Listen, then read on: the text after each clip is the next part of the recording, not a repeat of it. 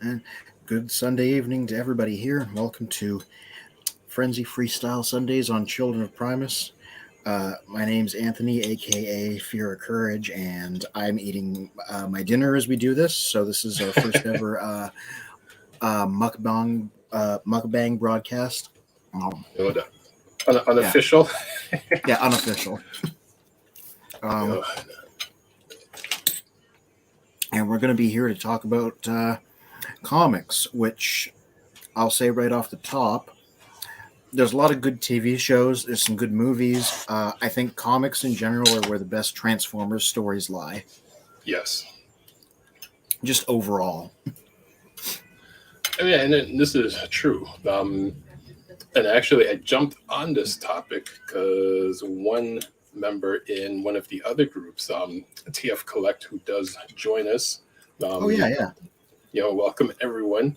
It was a joke on Nightwing.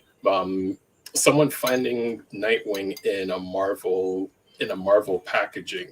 I think in a Walmart, which always tends to happen. And I Mhm. made the joke where it's like, Nightwing's like, I'm done with DC. I'm going over to Marvel because no one Yeah. appreciates me. Yeah. I mean, I should note I'm not much of a comics guy. Like outside of Transformers, like I have read some stuff and I have a few trades and I've read a few of the standards, but like I'm not a huge Cape Comics guy. I'm Okay. like I'm like, I've read like, Dark Knight Returns and Watchmen and All Star Superman and all those really big things, right? So Oh, cool. I'm not totally unfamiliar with it, but I don't like regularly follow them. Um Okay. Transformers is probably the only thing that I follow with regularity aside from like, one-off things here and there. You know what? That's the same for me. Yeah. And just thinking back, I think there is one other friend from school um, Mhm. who actually collected Transformers comics. So in theory, like aside from him, I didn't know anyone else who collected the Transformers comics specifically. But then there were always those friends that had like all the Spider-Mans, the Batmans. I remember like the one classic Spider-Man issue where there was two covers. Mhm. It was all webbed, and it was either the gold cover or the black and silver cover, and like everyone was going crazy over those issues. But I'm like, I don't collect any of those characters. Like I know of them, but I just get a Transformers and actually a few Archies and Jughead comics. This Because was around the time, like that's when Jughead's they first started. First started the series on Jughead. mhm. Was this would have been the 80s, right? Yeah, this would have been late 80s. So, I mean, probably like, yeah, 86, 87, maybe 87. Mhm. Oh, okay, because I was going to say with the whole double covers thing reminds me of the sort of notorious 90s excesses of the speculator market booming. Oh, okay. Explain. Like that was when the death of Superman happened, and I'm not an expert, by the way. I'm just like, Okay. uh, this is when like the death of Superman happened, and that's when comic shops blew up as like a source of keeping things in the bag and buying and selling them as collectible stuff. Right. Okay. But then like the speculator market eventually like fell out because like that was the period where like holographic covers were the big thing and like um like special big events that would be surely be valuable, stuff Right. like that. Right. Okay. Yeah, I had a story I wanted to tell, but I realized I left an issue on the shelf. It is right there, right, just out of reach. Yep. Just go for it. That's how we do on the Children of Primus. We have to, we disappear every once in a while. There we go. All right. Okay, so my history with this is I got into Transformers comics, in 2008, because the first movie had happened and I'd watched it and then it had come out on DVD and I was interested in like getting more into what was going on.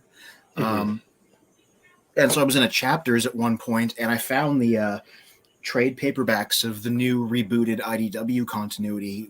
Because at that time there were only like 2-3 volumes deep, I think, right? Okay.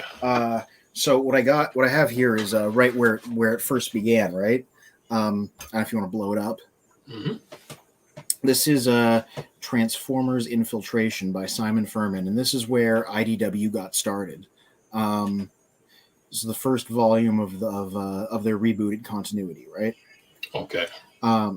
Yeah, and so this is where I got this book back in like 2008, so like this is where it really started, and because of that, I didn't follow the single issues at all. I just always grabbed the trade paperbacks whenever they were released, right? So I was always a little bit behind what was happening.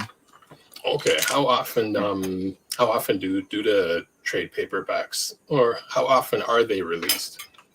Well, I mean, it depends, but each one generally carries 6 issues. So whenever 6 issues pass by, they'd do a collection, right? Okay. The interesting thing about early IDW was they didn't want to commit to an ongoing series, so they'd write like nothing but mini-series for a while. Okay. That eventually changed, obviously, but like I pulled out Infiltration there. That was just a 6-issue miniseries, and then it like continued into other miniseries. So it was basically an ongoing by any other name, right? Well, what was their fear of? Was it fear of committing to an entire like ongoing series for years? Yeah, I guess. I suppose. I don't know what their rationale was at the time. I think they just like wanted to be able to pull the plug easily. Yeah, exactly. Just here's 6 issues. If the popularity is still there, well, we'll do another 6. If it's still there, we'll do another 6. Yeah. Professor D, who's over on YouTube, says, I had a full collection of G1 US Transformers comics from 1 to about issue 41. I think the last one I had is the one with Fort Max on the cover. Search it, please, and tell me what number that was. Maybe 81? I mean, the Transformers Wiki could easily tell me that. Just give me a second. Well, I'm thinking because Starscream, I believe, was issue 50. And Fort Max removing his head would have been between the late 40s, early 50s, actually early 40s, because then that's the mini series that was running alongside the G1 comics. Hopefully I can run back quickly in the garage and find all my comics. I can pull that cover out.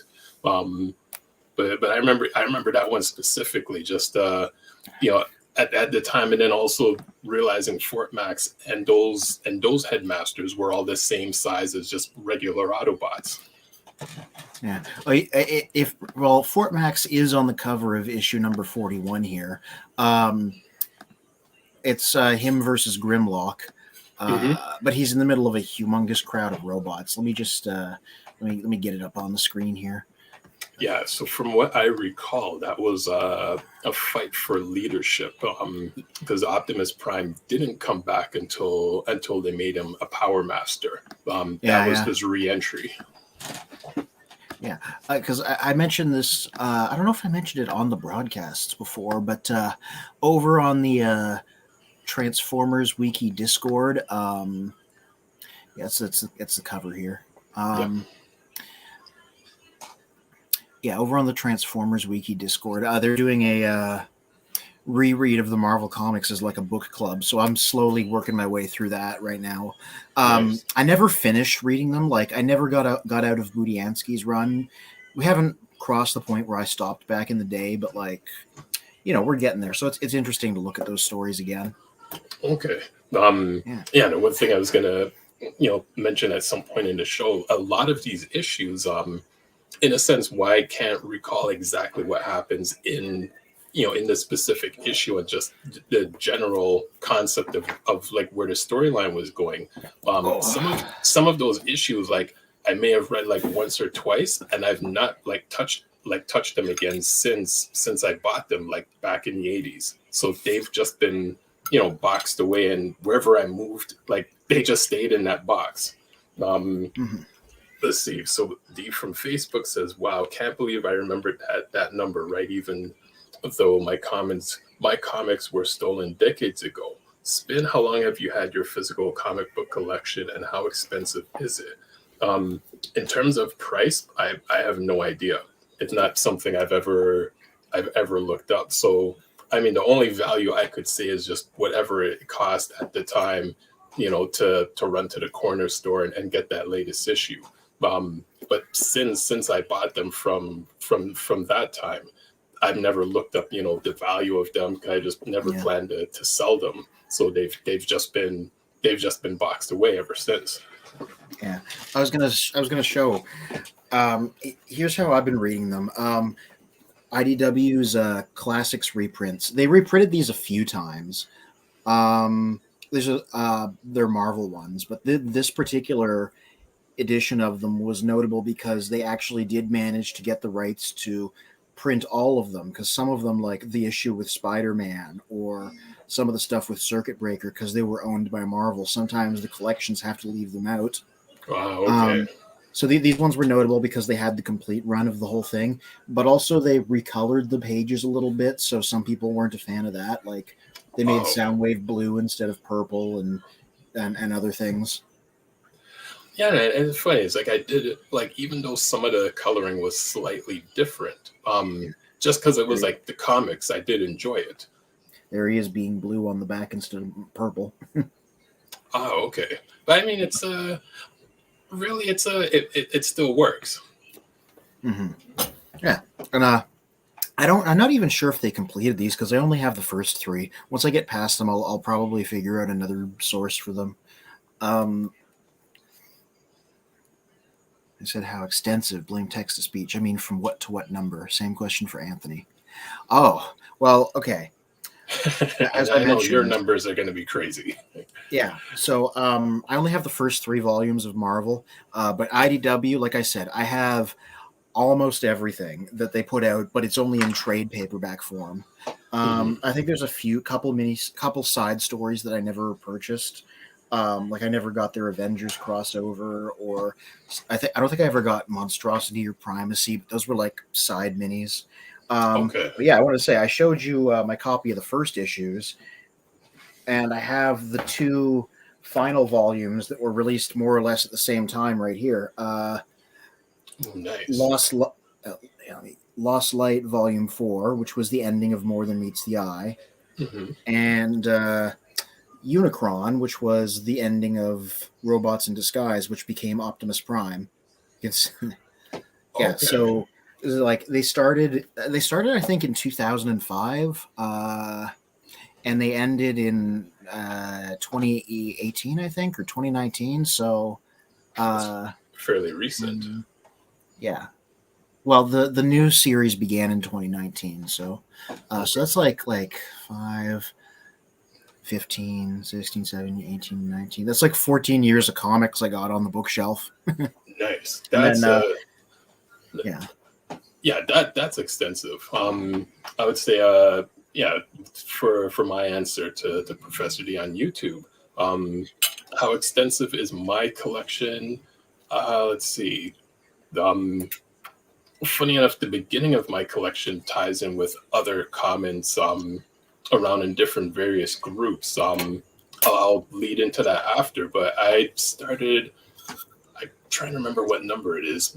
Maybe issue number 4 or 5, but I remember my first one. I believe it's Jetfire.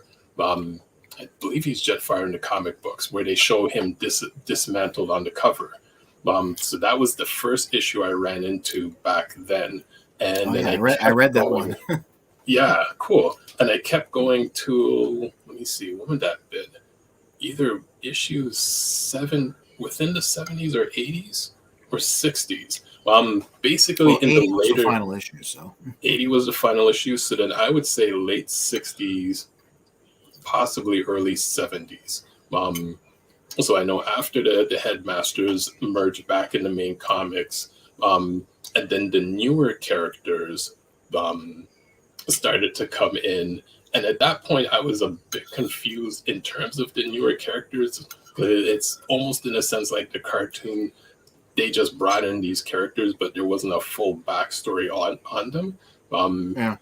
Although it was around the quest for the Matrix, because I know that's a 4-part series that I have all those episodes or issues of. So I believe, maybe issue 4 to like 70 is what I have. Yeah, I never got around to that in my original run through, so that whole part's like unknown to me. Ah, what's up, Toy Warp on Facebook again? Glad you could How's join it doing? us. Yes, thank you. Yeah. What I was gonna say to add to my thing is when they rebooted in 2019, I started picking up single issues so I could actually like keep up with comics as they came out. So I got a whole long box of those now, and of both Brian Ruckley's Transformers thing. They're on like the 30s now for numbers. Um, Okay. and also IDW's Beast Wars comic, which I've said before is excellent. It's on like number 12, I think. Okay. Yeah, and like I've been slowly getting the hardcovers for Brian Ruckley's one because they do them in big 12 issue blocks. I've shown the first one of these before, and I got the second one here. There's more than these, but I'm not like in a rush to get these this time, just because I've been collecting the single issues. Okay. Yeah, but these are the first two: "World in Your Eyes, Change in Your Nature." Cool. Yeah. Um. Well, funny when you mentioned reboot. That just reminded me that I have a couple of the G2 series of comics. Ooh. Yeah, with Optimus on the cover, and it's like, this is not your parents' regular Transformers comic book. And I remember like it went a dark direction in those issues. So I think I'm such a sorry. I'm such a G2 fan, but I've never read those because I never finished Marvel G1. So this time, I'm gonna finally read those once I'm done Marvel with this book club. Whether or not we go on to G2, I'm gonna read those because I want to see some dopey, gritty, grimdark '90s comics. Yeah, you will enjoy it. So I won't go more into details, but it's just when you're used to growing up with the cartoon and then reading the G1 comics, and then as like within the first few pages of reading G2, you're like, whoa, this is a completely different direction, and it works. Almost in a sense of the restrictions are taken off. We can do what we want. Professor D said, show us the cover of the final issue. Wait, let me back up a little bit so you can see the text. When all hope is gone, one shall rise. The epic conclusion. And that's Bludgeon fighting somebody, and Optimus is looming behind him. And oh yeah, they ended it by saying number 80 in a 4-issue limited series, just to brag about how far they'd gotten. Mm. Yeah, so the Bludgeon character, he's the one that is like, to this day, I still don't understand his character. Because I know it was between him and it was maybe about 4 or 5 characters that were within his crew. So it almost seemed like the Decepticon side of 2 factions of or split within the army, just like when there was the split with Grimlock and Blaster. Now there's Bludgeon and and Scorponok. Because I don't recall what happened to Megatron and Galvatron at that point. Oh yeah, and I haven't read that, so I'm only vaguely aware. Like I know he became leader for a while, but I'm not completely sure how that shook out. Yeah, so it's around when you get into the later series of the Matrix Quest. And Thunderwing is like a big bad. Yes, Thunderwing. That's one of the other characters. That just came in, and the comic book kind of ties up where a lot of people thought, well, the end of when the Transformers cartoon ended. For some people are like, well, the cartoons ended, so Transformers has completely ended and it no longer exists. There's nothing else. But the later part of the G1 toys that still had quality, like the Microbot, the Micromasters, Power Master Optimus, Piranacon, let's see, Dreadwing, like those toys that were still made of that G1 quality, they were in the comic books, but they never made it to the cartoon. So a lot of people, sorry? Yeah, because it was over. Yeah, so a lot of people I'll see in the groups nowadays, they're like, I had no idea these characters existed. I'm like, these characters were on the shelves on in 87 and 88. They were Hmm. there, but just, because the cartoon ended, no one was going out looking for Transformers. Hmm. Yeah, and the funny things about like characters like Bludgeon or Thunderwing or whatever was like there was nothing specifically significant about them in concept. It's just that Simon Furman, who I know was writing the series at this point, would just pick random characters sometimes and just be like, "I'm going to circle around this one for no reason." Wow. So suddenly, Bludgeon becomes the Decepticon leader. He isn't even one of the big pretenders. He's one of the small pretenders. I guess he just thought he looked cool, so he was like, "You there? I'm going to make you important." And Right. Yeah, because he was one of the pretenders. yeah. Yeah, it used to be called the Furman bump because those were the expensive characters because their aftermarket price would bump after he started using them. Like Interesting. Bludgeon, Thunderwing, the Autobot Nightbeat was another of his favorites. Just guys like that. Yes. Yeah, Nightbeat got featured a couple times. The Power Master, sorry, the Micro Masters got featured, in a few issues. Hmm. I was thinking in terms of the Pretenders, um, again, because they never made it into the cartoons, people weren't really looking for them. But honestly, it's like looking at the Pretender toys. The toys just were not impressive, but in the comic book, they actually wrote a good storyline for them. Yeah. I was going to say, I have exactly one of the uh, modern Power of the Primes updates of the Pretenders, and it is Bludgeon because he's the one I know.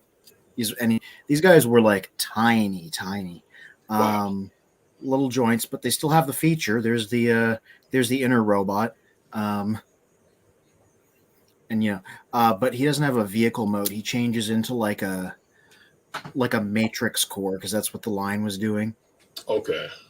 Yeah, but yeah, it's still a little guy that you could stick in the armor, and he's still a skeleton dude. Wow. Yeah, but yeah, it was a very weird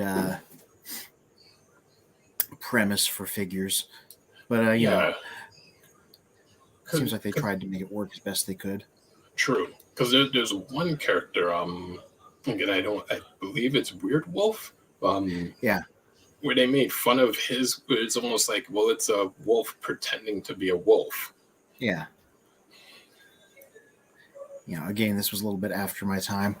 I mean, after the bits that I read. Hmm. Um, TF Collect on Facebook says, "For me, once the cartoon ended, Transformers ended. Toys without supporting TV fiction just wasn't the same. Always wanted that Power Master Optimus Prime. Got it decades later in the Titans Return line." Yeah, yeah. Um, yeah, I that's a little bit of a grail of mine. They did a really nice reissue of Power Master Optimus in the 2000s, and he came with like the God Jinrai parts too. Um, Yes, I remember seeing that. yeah, it goes for like $200 or so at toy shows these days, and I'm like, I've never quite been able to justify that, but I do kind of want it, you know. No, it looks really nice. Yeah, just because none of well, I mean, apparently there's a third party one there. Power Baser, I think his name is. None of the new Power Master Optimus updates have ever fully done the whole set of things that the G1 guy did, right? Hmm. Like have a Power Master, have the little robot, have the little robot mode, have the base, and combine into the big guy. Um, like the Titans Return one just went from vehicle mode to big guy, and he had his own like united base mode. Apparently, he looked neat, but he didn't do the full set of stuff. Um, Interesting. yeah, so the G1 guy still has everybody beat in terms of features except for posability. Though again, Okay. I've heard there's a masterpiece out there, like a third party masterpiece that does that. Okay. I mean, that was the only complaint I had with my original Power Master Optimus was just the posability. I mean, the Yeah. overall posability, because it's just almost like a brick cell phone, but he was still just really cool to have, just because he was such a big character. Yeah. But when he transforms into like the smaller Optimus module, comparing it to like the original G1, it's like, nah, like I'll just leave him in Power Master mode, because that Yeah. just looks so much more impressive. Yeah. Yeah. His small guy, I think, was about the same size as G1 Optimus too, I think. Yeah, he was about the same size. Yeah. Yeah. Oh, go ahead. I was just gonna say he did make his way onto the cartoon there with those Tommy Kennedy episodes with Oh gosh. yeah, where he was like a live action like figure. Oh yeah, that's I remember sometimes, when they did that, we're like, we try not to speak about whatever happened during those days. Yeah. I remember I got my start during the later chunk of those reruns because that was the Generation 2 cartoon. Yeah, and it's unfortunate looking back at it. Some key episodes they really left out. And it's like, you only know so much of like what's happening when you first watch it when you're younger, but it's like, now being older and I'm researching it, when they did that the G2 run, I think they did the first handful of episodes for More Than Meets the Eye, and then they did a few episodes of actually, sorry, so More Than Meets the Eye, a few episodes of those, then the Yeah. movie, and then a couple episodes of season 3, and even those were oddly selected. But then Yeah. realizing they didn't do any episodes of season 2, so they left out like key episodes like War Dawn, where we see the creation of Optimus. No episodes about the creation of the Stunticons or the aerial bots or the Combaticons. Like no good episode, like not a single season 2 was included in that run. Yeah. Generation 2 was a little bit like that too because it was in theory it was just the first 2 seasons of the cartoon, but in practice, like they aired the first season, but then because like the first year of the toy line had, for example, like Beachcomber in it, they'd throw in like random season 2 episodes like Golden Lagoon in there so that they could promote what was in the line. Okay. One of you has signal interference in your audio. Huh. That says Professor D. Let me just give it a listen.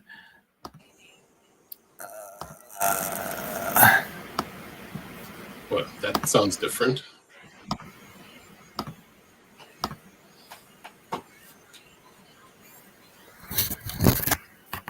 Is it me? Hold on a second.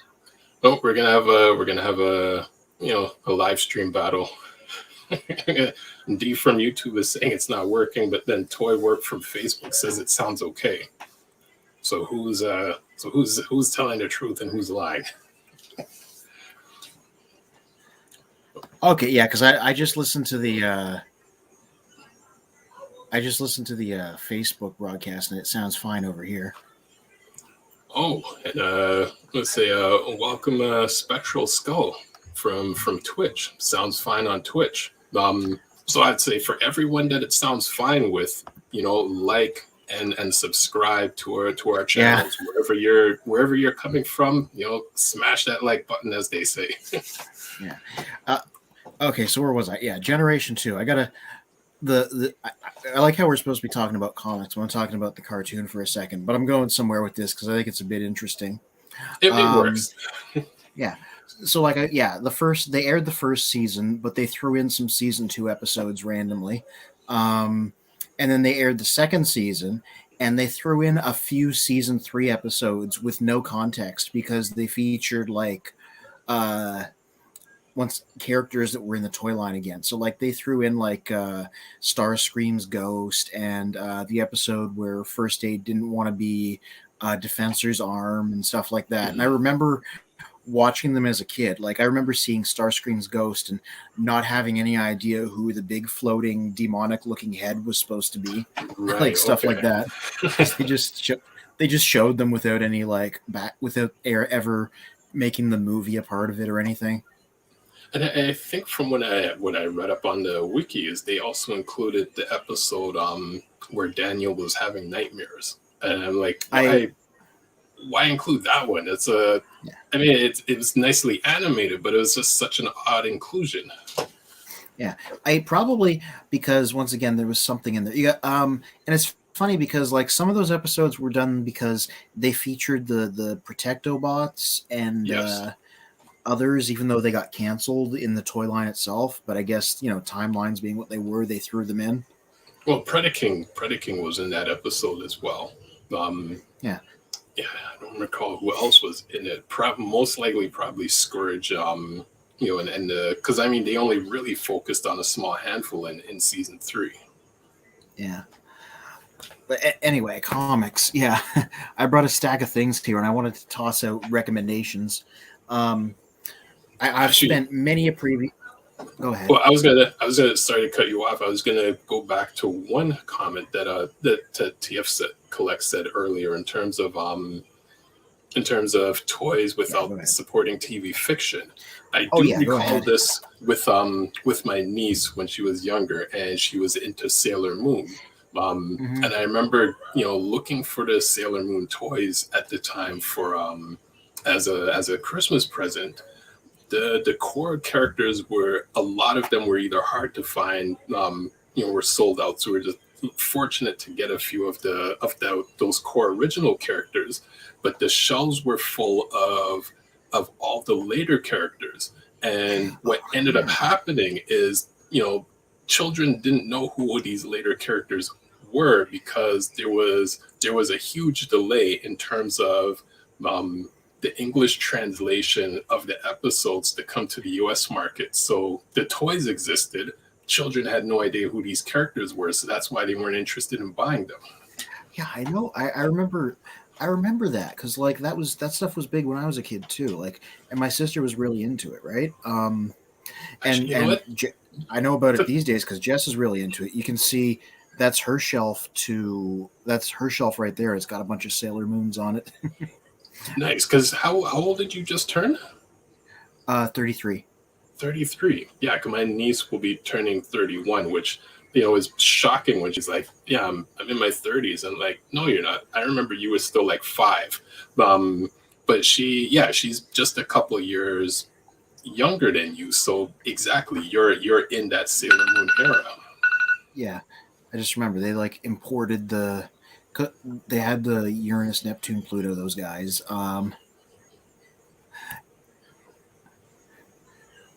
What is Professor D saying? What I love about talking to you guys is it makes me know exactly how Perceptor feels talking to the Dinobots. All right. All right. Me Grimlock collect comics. Yeah, me like comic books. Yeah. Oh, let me talk about these recommendations here. Mhm.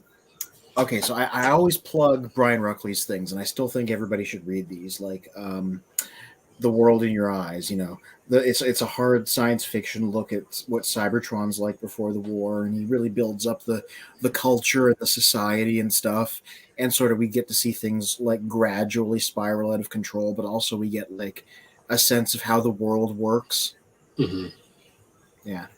Um, and then backtracking, if you want to read old IDW, my one-off recommendation is always Last Stand of the Wreckers. A lot of people know about this one. Right. James Roberts and Nick Roche. Because also you don't need to be up on what was going on in the book to follow this. It works on its own pretty nicely.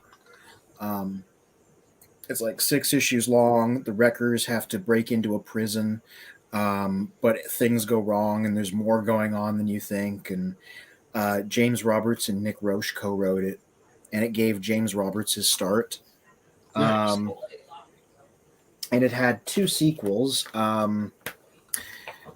Sins of the Wreckers, which was just written by Nick Roche and is about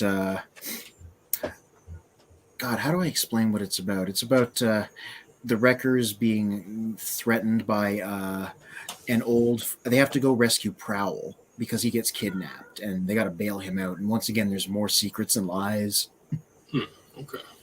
And another a very short little novella length one called Requiem of the Wreckers, which I actually got Nick Roche to sign.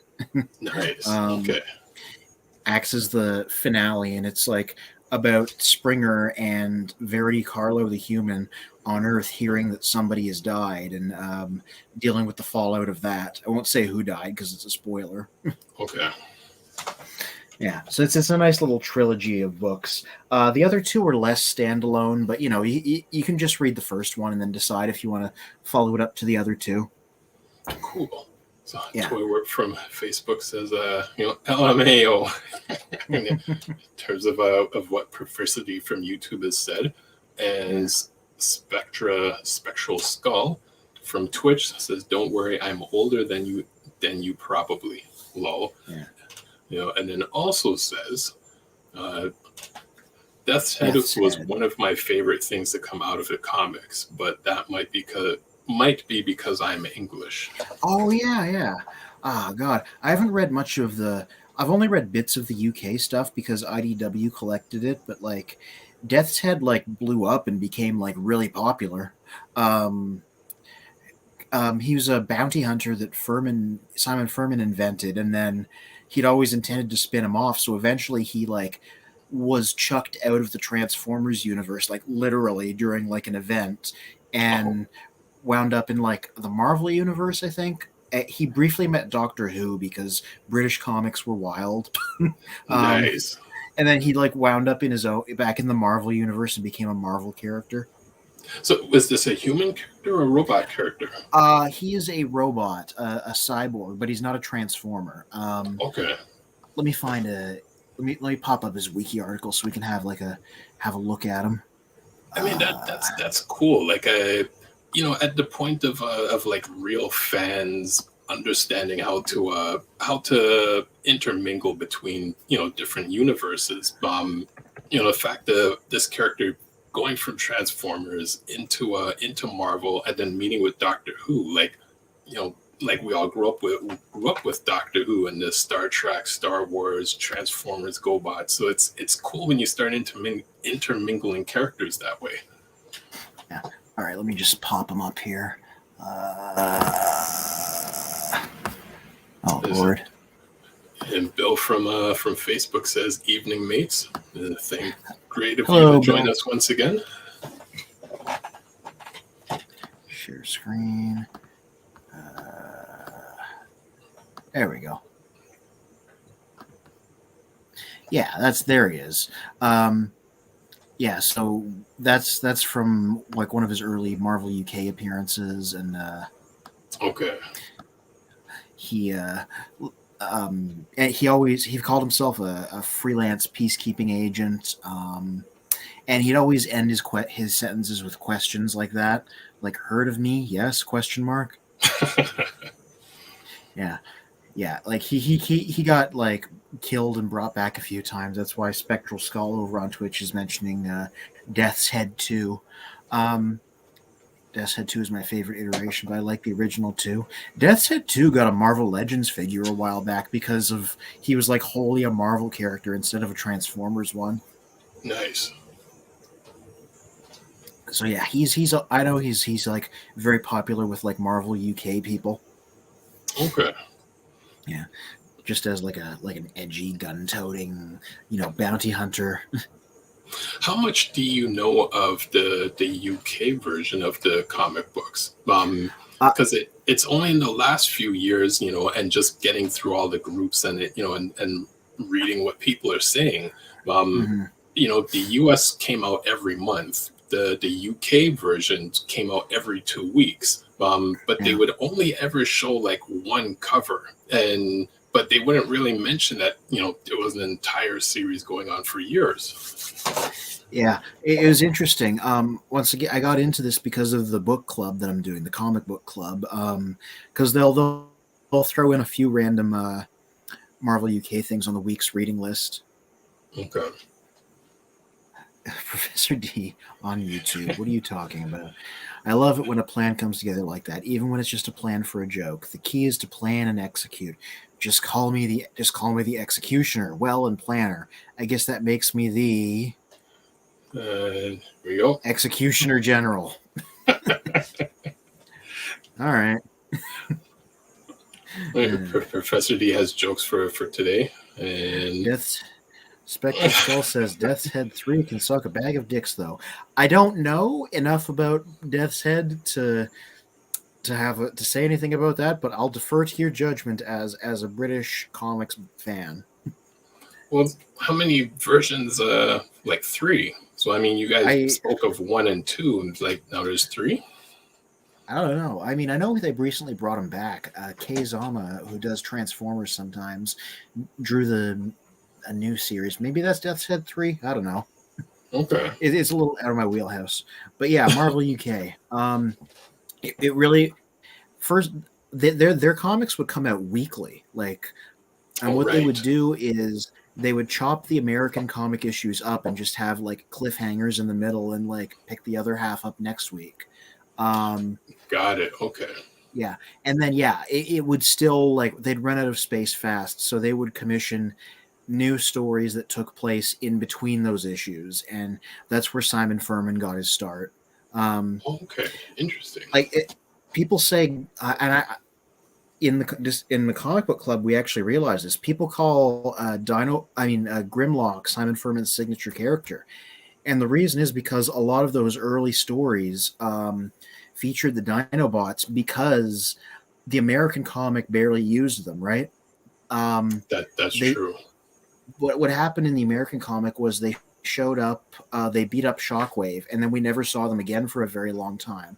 So when they Mhm. had to write fill-in issues, Furman was like, "Well, nobody's using the Dinobots, so why don't I write stories about what they're doing? In between the American stuff." So he wrote like a big serial about them called Dinobot Hunt, and just they were his bread and butter for a while, like in between the American reprints.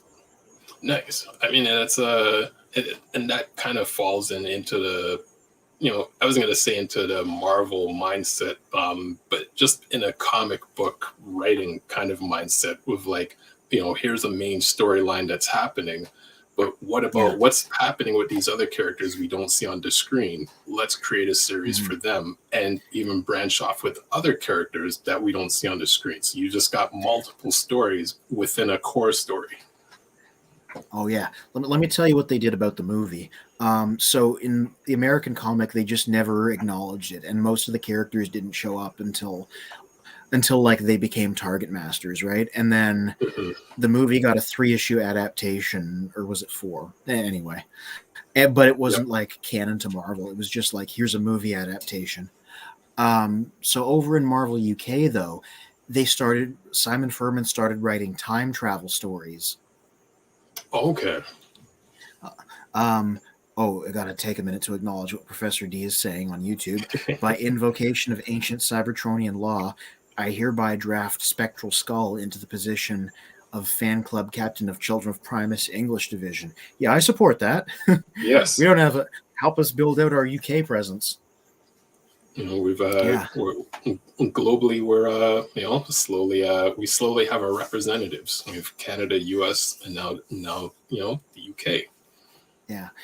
Um, but yeah, so there's a famous UK story called Target 2006. That's one I've read because IDW just did it as a trade at one point, like a standalone collection. I remember Um, that.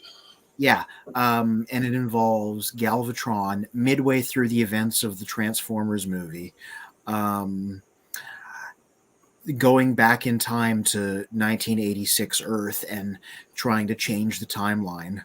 Hmm. And if this sounds familiar, that's because they poached aspects of this for Earthrise and Kingdom recently. Right. Yeah, It's funny. I was going to say that almost sounds similar to Beast Wars as well. yeah. So it's just basically like the meat of the story is like Galvatron and Cyclonus and Scourge, and eventually Hot Rod, Cup, and Blur show up in the present in like 1986 and cause problems, and then go back at the end. Hmm.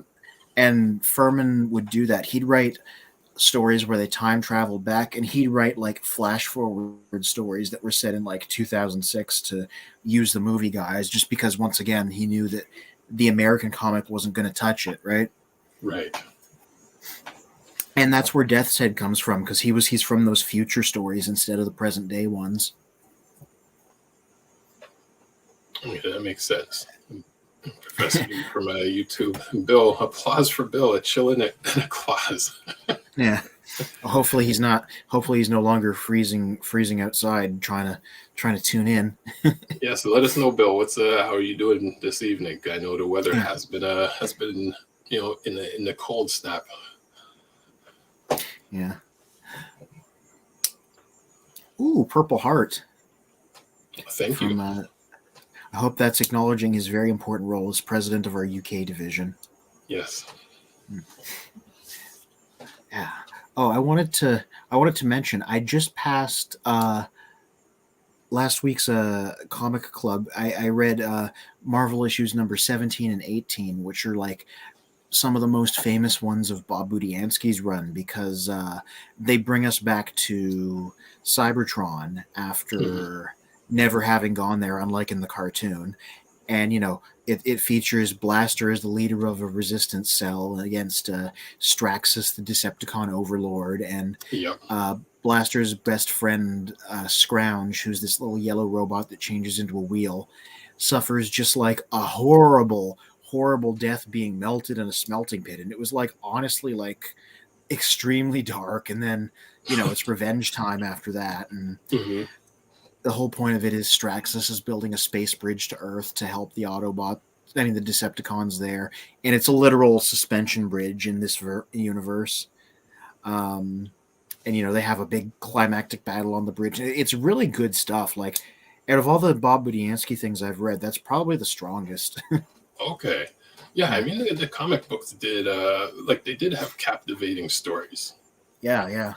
It was like, it was funny because I read the wiki pages afterwards, because I always do that.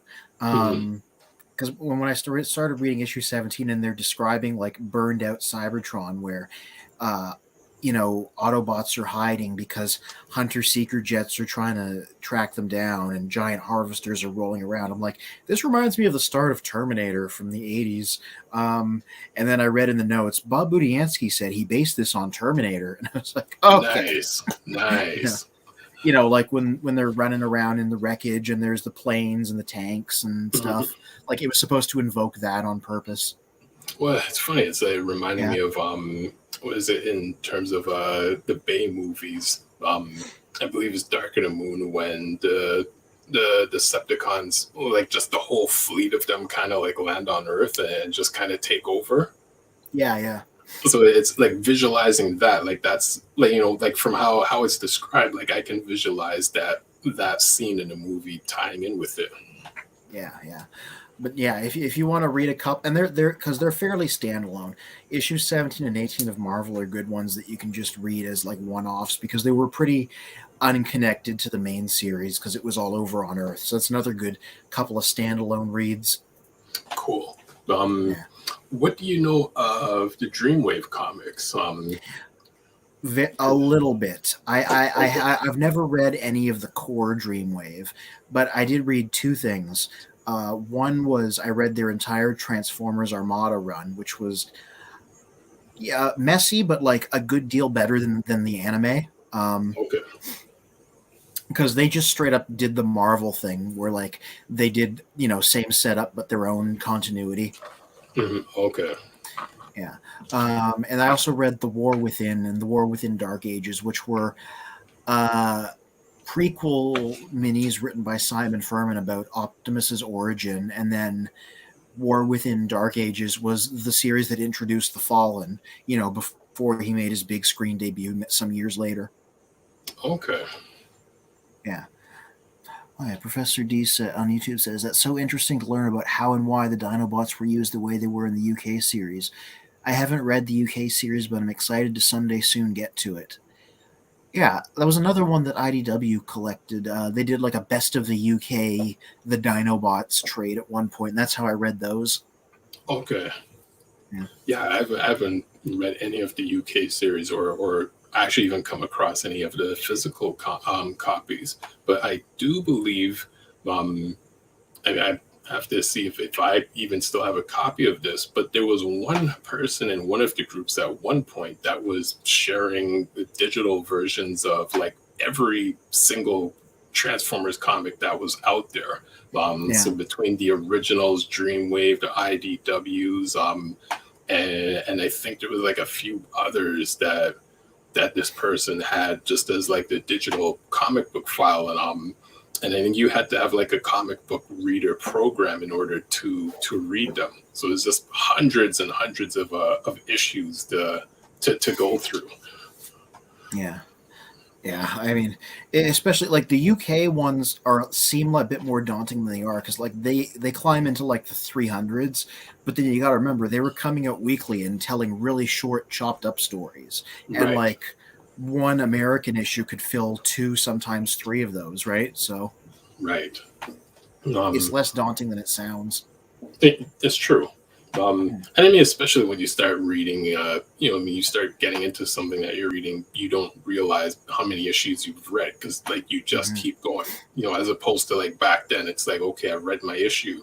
Now I have to wait Yeah. like 3 weeks, 3, 4 weeks before I can, continue the story. Mm-hmm. Yeah. God, I was gonna say something. Oh yeah, you were talking about Dreamwave. Um, oh yeah, us. Well, let me first deal with our audience because they're more important. I'm not even being snarky. I mean that. Oh, that's cool. Spectral Skull on Twitch is saying, I feel like the Dinobots were showcased more than any other group over here, or maybe they just stuck in my mind because I liked them so much. Yeah, probably because of all of those Furman stories where he just started aggressively using them because they were free real estate narratively, right? And I could see the same thing happening with Skids. Whereas like Yeah, in the cartoon, he barely, aside from like the too few words that he said in the cartoon, anyone who remembers Skids remembers in the G1 comics. There was a yeah, whole feature on him, so it's like he wasn't left out. Um, yeah. but it's just if anyone didn't read or collect the comics, then in a sense they'd have no idea anything about him. Yeah, like I haven't reached that issue yet in my reread. But Okay. like even when he first appears, like he's like a main member of the group because most of the 85 Carbots get introduced in all at once. Hmm. Like Smokescreen and those guys, and Skids is one of them. And like Right. he's a member of the core group at that point, so like he actually gets to do things and he gets a spotlight issue.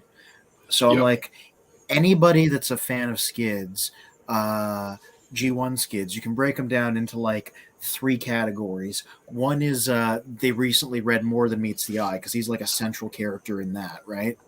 Oh yeah, this is the first volume of that. Um, Okay. but like the whole joke of him there was that he was obscure, right? Because he was a member of the Lost Light crew. And the second category is people that had the toy. Like so many fans of obscure characters because of that. But yeah, anybody who's a fan of like G1 Skids from back in the day, they were Marvel readers basically, right? Yes, that is true. Yeah, and I'm looking forward to rereading that issue because everybody says this is the Bumblebee movie. This plot is like a dead-on compression of those events, and like I want to see how that theory holds up. You know what? Looking back at it, yeah, I won't say anything, but I could see that. I could see that. Yeah. So Dreamwave, like I never read the core stuff, but I read Armada, I read The War Within, and I'm like, honestly, IDW's better. And Dreamwave was very messy because it has a lot of that early 2000s sort of type of art where they were always trying to be anime-ish, but like not in a good way. Um, Okay. Yes. yeah, and also like the production, it was a lot messier in terms of its design than like IDW was. You'd have like art that was tough to read or misaligned speech bubbles. Um, I don't think. Yeah, I there's a page in the Armada collection I have where the speech bubbles from the previous page get repeated, and I'm like, what's supposed to be going on here? I don't know. Wow. Yeah, but like it's all right. I don't think it's interesting from a historical perspective because it needed to exist for IDW to get to where it was, but Okay. it's not great. I will say if you're interested in Armada, that's the best version of the story compared to the anime. But like this, it's like this one is messy, but like way less messy than the anime was. So Oh gosh, it is yeah. bad, but not as bad. Yeah, and also Furman took over like halfway through. This is back when they just used him on everything. Okay. Professor D said, "I hereby second Anthony's motion to immediately promote Spectral Skull from the rank of captain to president."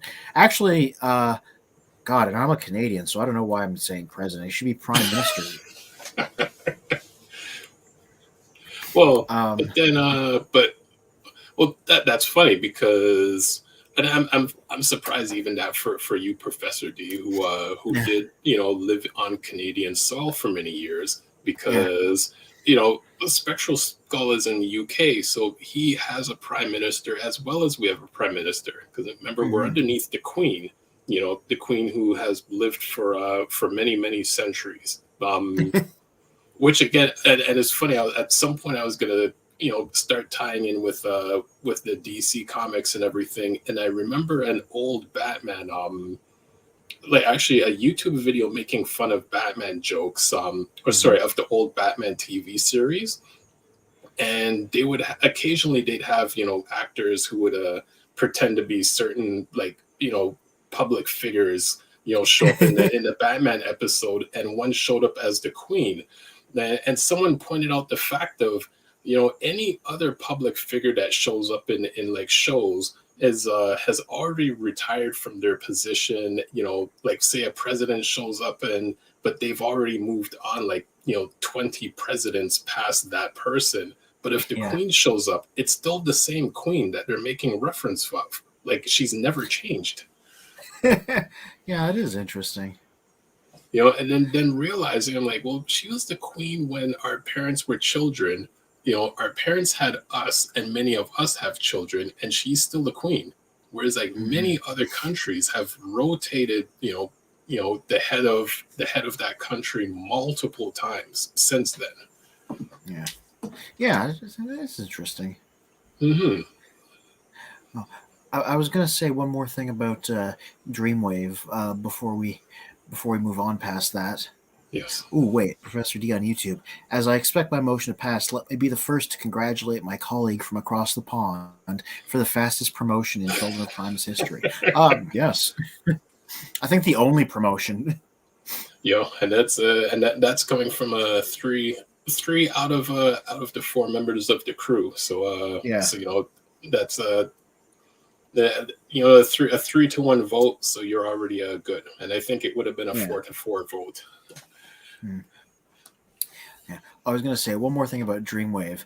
As I'm sure many know, the company went bankrupt, right? Right. Rather unexpectedly, and it involved some shady business with several Mhm. artists not getting paid. The Okay. Transformers Wiki has articles on Dreamwave itself and on Pat Lee, the president, CEO, and self-proclaimed superstar artist that go into more detail on everything that went down. Oh, Um, okay. yeah, but a lot of what it comes down to is like most of their comics wound up just suddenly stopping, often in the middle of stories. Oh, And we've never seen proper resolution and likely won't because of like legal problems surrounding the shady nature of the company closing down and people not getting paid. So that's like unfortunate. yeah, so like their Transformers Energon comic that was following Armada, a third War Within miniseries, and their main G1 comic all just like cut off midstream without any resolution. Wow. And I mean, I Yeah, really did like the artwork because I remember when the Dreamwave comics came out. yeah, At the time, that's when Professor D and myself, we were working in music and had the studio downtown. But on my desktop, I would have the Dreamwave cover characters because a lot of the yeah. artwork was just really impressive, to look at. hmm Yeah, so I was gonna say if anybody's gonna I knew going in, so that's why I just stuck to like a couple of the completed miniseries. I'm like, if anybody ever wants to get into Dreamwave, be prepared for it to not end, not have an Mhm. ending, unless you like, pick things that specifically have a cutoff point, like I did. Well, I mean, going with the DC joke earlier, Hmm. and then learning about IDW, kind of tying up, and a lot of people rumoring, whether Marvel would jump in, um, Yeah, and then say if not Marvel, could DC jump in? Are they yeah, capable enough to, to take the realm of Transformers, take, all the material that's existed from day one, and recreate that magic that existed to keep fans interested. yeah. See, like IDW may be losing the license, but they have they're keeping it for a while, so it's not going to suddenly cut off. They have time to wrap everything up. Hmm. Yeah. Spectral Skull. Out of full disclosure, I have to admit that the only transforming robot toys I still own are Machine Robo, though. Oh, let me get something here. I wish Orlotti was here right now. Um, Hmm. I, Here is Tom Scioli's GoBots. Um, this was like another mini series. Uh, Tom Scioli did Transformers versus GI Joe, the recent one, and it's a very weird comic. And this was equally weird. This was his take on the GoBots, and it has a wild ending where I won't say anything, but like this is relevant to Transformers, um, and it's drawn in a deliberately kind of Silver Age style, so like it looks like old comics, and it's very dense, and a lot of things happen. So yeah, if you like Machine Robo or GoBots, this is the thing to read. Nice. Yeah, yeah. That was another recommendation of mine. Let me just pull that other hardcover out. Uh, this is like 14 issues long. This is a big boy. This is the full Transformers versus GI Joe, the quintessential collection. I think it was called. There's Optimus on the cover with his trailer split into wings and with a lightsaber. Nice. It makes sense in context.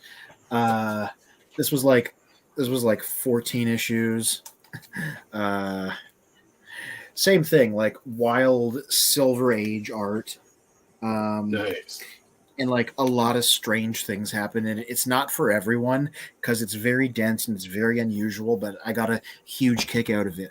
If you want something unique and different, both TF versus Joe and GoBots, like those are weird, but like that's if you want something real different. Yeah. But I would say it's the nerd in all of us. There are shows, comics, and and concepts that some would say are really weird or dark or just out of place, and Yeah. like those are the things that we actually enjoy. Hmm. It's just unfortunate in the younger days. It's like you really don't mention it because it wasn't cool to say certain things like that around around everyone in school and everything. But now years later, like everyone's into the same stuff, and I'm like, I've been into it since I was a kid. You guys jumping into it now. Um, but yeah, like weird storylines that's just like outside of the usual stories that everyone knows of. Like sometimes those are the best ones and the most memorable too. Yeah, like I, I Transformers versus Joe, like I can't even like I'm always gonna remember it just because of how strange things get during it. Like I don't want to say too much, and also there's so much to be said, but it Hmm. goes places. Like Tom Scioli was just like, I'm gonna tie everything together, and I'm gonna eject the mythology that we're familiar with and invent a new one, and it's all over the place. Well, the comments are are on fire tonight. So Yeah. I would say everyone please like and subscribe to whatever venue that you are checking us from YouTube, Twitch, Facebook. Um, And Bill from Facebook says, Spectral, my man, I have enough for both of us. If that's a factor of your promotion, I've got you covered. So, the Globe has promoted as Spectral as part of the crew. And he says, oh, on Twitch he says, I feel like the GoBots was huge over here. I've heard that. I heard it was bigger in the UK than in the US, and it was decently big in the US too. It was. I mean, and me being a little bit older, GoBots was big for us. What years would that have been? Like 82, 83, along with Voltron, Grandizers, Force 5. All of that was huge for us before we even knew of Transformers. So it's funny, in some groups are like, oh, GoBots are like the poor man's Transformers, and then they suck in this and that. And I'm like, in 82, we only had GoBots. We loved them because they were just transforming toys among the many other, no-name transforming toys, or the Diaclones that few people had, that we had no idea, that what they were going to become for like 40 years. Yeah. But yeah, Spectral Skull in particular, I recommend GoBots to him. So, Professor D on YouTube says, I didn't remember or somehow missed the Skids feature issue that Spin is bringing up. I'm excited to go look at it. What number is it? You'll remember. Well, I don't remember, but I can find out if you'll give me a second. It's past where I am, so it's like probably not too far past, though. I'd say it's too bad Orlati's not here, because I do need to run off the channel just for like 5 minutes to do some things. But then I was going to go back in the garage and find that box. Is like, I feel bad. It's like, let's talk about comic books. And it's like, I've come across my books like however many times, and it's like, now the moment I need them, I can't quite find them. So I know they're in the garage, specifically where like I want to find them, so we can at least look at some of the covers. And then get my camera working too. Like, I probably have to switch over to my phone, since the camera wasn't showing. Yeah, I'm just gonna find the Skids issue here. Okay, 17 and 18 are what I was talking about. That's the Return to Cybertron. Showdown. Yeah. Skids is even on the cover. If you want to pop my window up. This is issue number 20. Mm-hmm. So this is the Skids feature issue. You see it's him in the front, and he's facing Megatron. And it's not really a Western theme, but they gave the cover a Western theme for some reason. Yeah. This town ain't big enough for the both of us, Autobot. Draw. If anybody hasn't met them, that's my cat, Pepperoni. She sometimes likes to hang out on my shoulder. Meow. Yeah. And she's very happy to be on my shoulder. She's purring right now, so I'm just going to let her stay there. She'll get us 1 million views. Yeah, the internet loves cats. Yes. But yeah, issue number 20, that's the one. And it's just, it's just a solo issue. He meets a lady named Charlene. He has to deal with Decepticons chasing after him, and it's apparently very Bumblebee the movie-esque, except it's about Skids.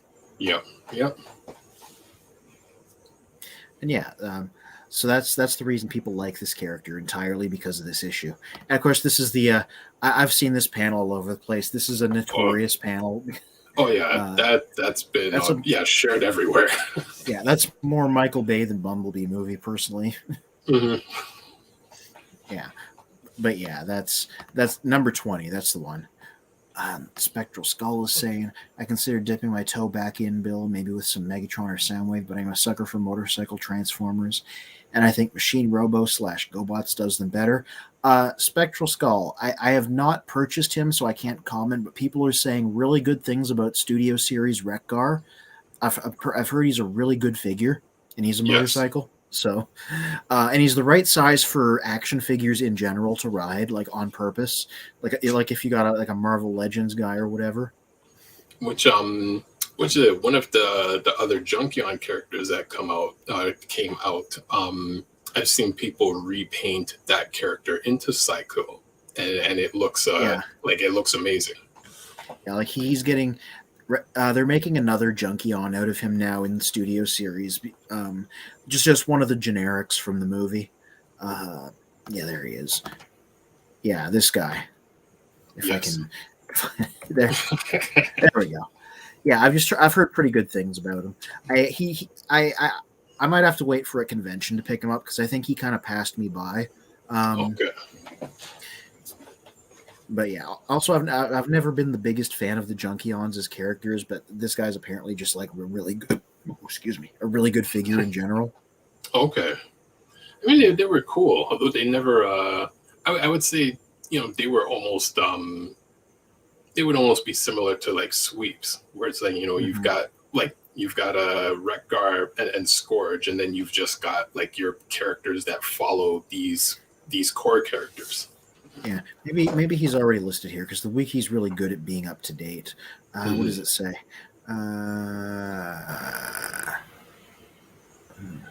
Oh, it doesn't say so yet. I guess because he hasn't been officially revealed yet. Uh, Ah, he's just been like leaked, and like people have like like gray market copies of Scrap Heap. That was the name of the new one they've made. But yeah, it's okay. just this guy with a different head and some different colors and stuff is another Junkion. Okay, cool. Professor D from YouTube said Skids is the character I propose to focus on, where were we to create Children of Primus fan fiction or something like that. What Um, about my boy Hubcap, who was never in anything despite being one of the 86 mini bots? Hubcap has to get in there. I mean, there Yeah, has to be that focus on those missing characters. Because especially in the last while, Pipes has been getting a real focus, and Pipes is one of my favorite characters. Where it's like, yeah, I really liked having the toy when he came out, and just the few lines he had in season 3. But it's like, he's almost an obscure character, but like I really enjoyed him. So I'm surprised seeing him now. Like there's been a huge focus on him. yeah. And Thu, the British toy reviewer there, has been watching Sunbow and has been talking about it on Twitter. And he said, "I really appreciate Pipes' characterization of being just some guy." Yep. Yeah. I was going to say, one of the reasons I like Sins of the Wreckers, which is the middle of the 3 IDW Wreckers stories, is Hubcap is in it in like a major role. Oh, nice. And I think because like he's been in a couple things, like every Transformers character shows up eventually. But like I think this is the thing he's had the largest role in. Okay. Yeah, because I don't recall Hubcap in anything else. Yeah, he was in one of the 80s Japanese mangas for like a little bit, just with some other mini bots, and Okay. he was in a collector's club story where he got sent to the Axiom Nexus, and he was in this, and that's it as far as I know. But yeah, let's write a story about him. G1 Hubcap in the G1 universe. He hasn't hmm appeared in that. he can hang out with Skids. Yep. Actually, there was a correction. So Professor D from YouTube says, Spin, why are you using your jazz visual avatar if you're speaking as sludge? I did not confuse earthly geopolitics. That was Anthony's mistake. So I deduce today is playing either slag or snarl. But then he says swoop, which means my communications with you today are best understood not as Perceptor speaking to the Dinobots, but as Grimlock with his new brain speaking to the Dinobots. Go build us some Technobots, then we'll talk. Hey, don't put it past him, for the Patreon subscribers. He'll go Yeah, build us some Technobots. build actual Technobots, infuse them with life. Yeah. Yeah. Spectral Skull says he looks pretty cool. I have Machine Robo MR01. Very cool. It's probably Cycle, right? I don't know if he means the vintage one or like the new ones that Action Toys did, but both are nice. hmm Yeah. TF Collect says GoBots were toe to toe with Transformers in the 80s. People forget that. Yeah, well, I mean, I'm pretty aware of that fact, especially the last few years with them sort of going back in vogue, like with Action Toys making new ones and Scioli writing that book. hmm I think they've been they've sort of had a little bit of a comeback. The problem is they're probably never going to see a full revival because of the weird rights situation around them because Bandai owns the original toys because that was like their Diaclone basically. Mm. And Hasbro bought out Tonka, so they own the rights to GoBots the name and GoBots the characters, but not the designs because Bandai owns the toys. Um, Oh and gosh. Hanna-Barbera has a chunk of the pie because they did the cartoon. Um, so I think it's just a matter of the rights being kind of split like three ways. Like they managed to make the comic happen, but like Action Toys are technically they got the license from Bandai to make Machine Robo figures, so that's just Mhm. what they're officially doing. It's like the Diaclone reboot. They don't say GoBots anywhere on them, you know. Um, so that's sort of why they never came back because you know Hasbro bought a chunk, Bandai owns a chunk, Hanna Barbera owns a chunk. So you know it's like a complicated situation. Yeah, corporate politics. Yeah. It's a, and I think Professor D may recall this movie because I believe it was Fear of a Black Hat, or it may have been another one.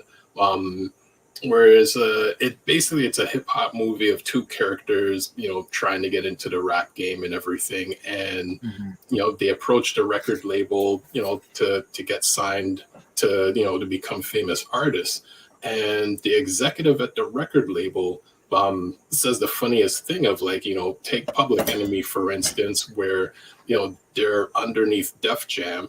Def Jam is underneath. Actually, I believe they were underneath Rush Management, which is underneath Def Jam, which is underneath Columbia Music, who's underneath Sony Records. So then technically Public Enemy's working for the Japanese. And we're like, wait a second, that is actually true as backwards as that sounds.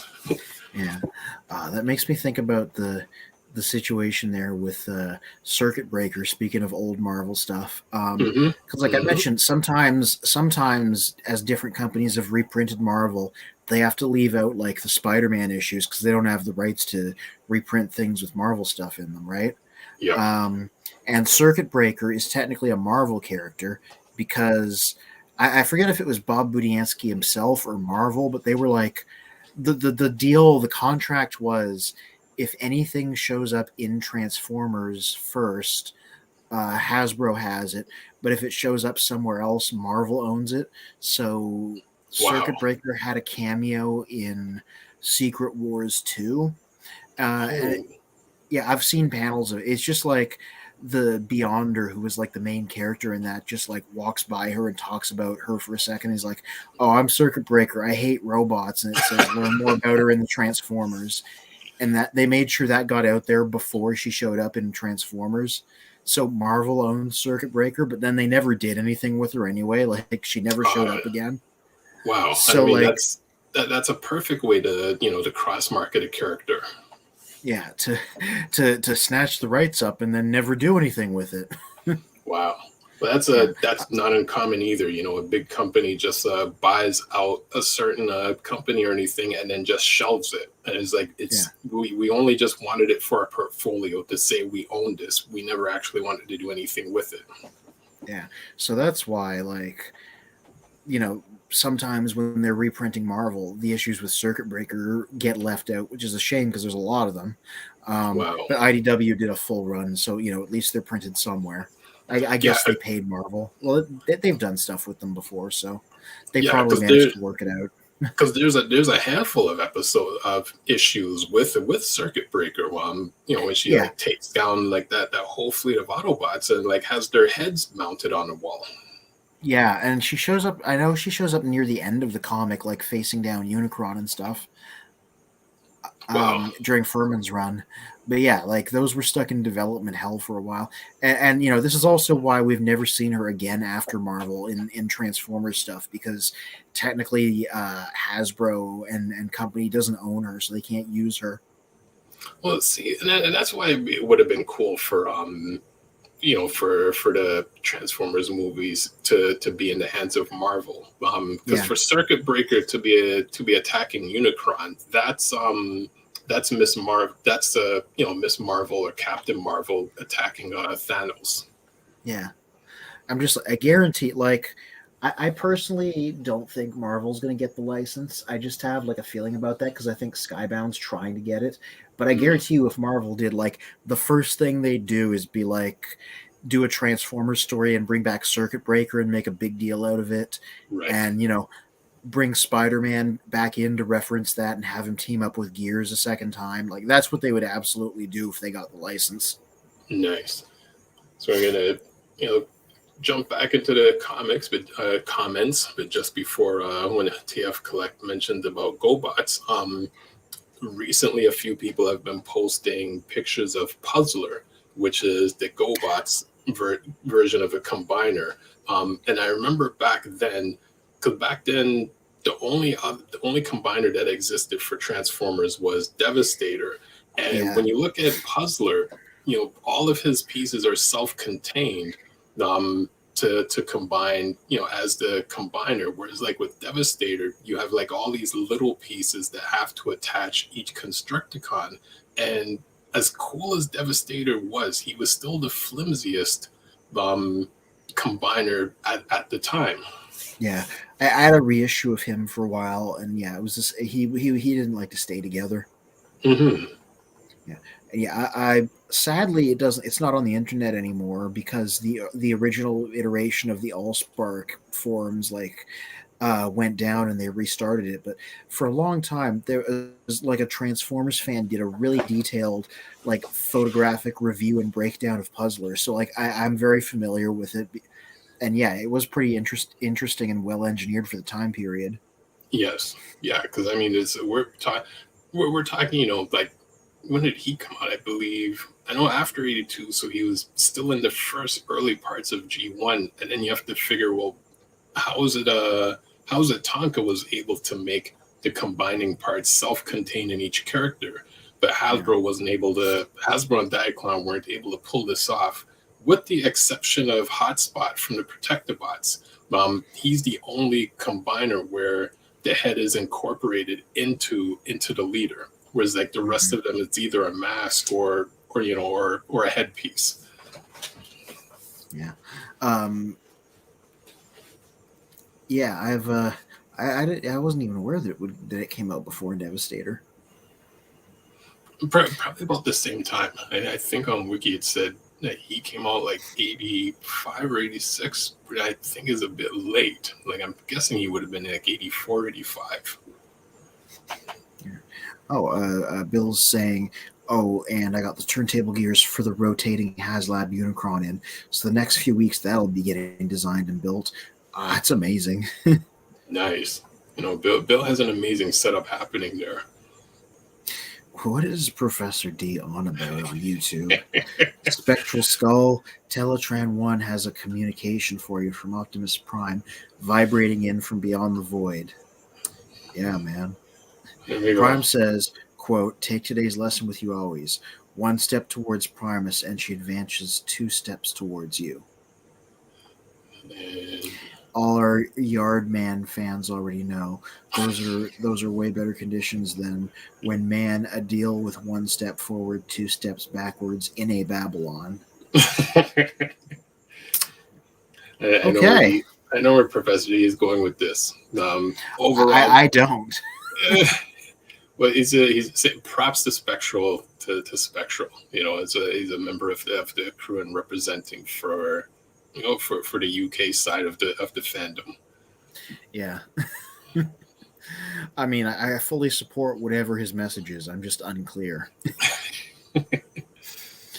Oh yeah. Oh, TF Collect. Yeah, he's saying, "Boom, getting the Transformers comic license would be cool. They could link Transformers and GI Joe with Power Rangers in the comic world prior to their shared film universe." Yeah, I was gonna say I fell off of it because I just got distracted with other books, but I read the first few volumes of Boom's Power Rangers and it was good stuff.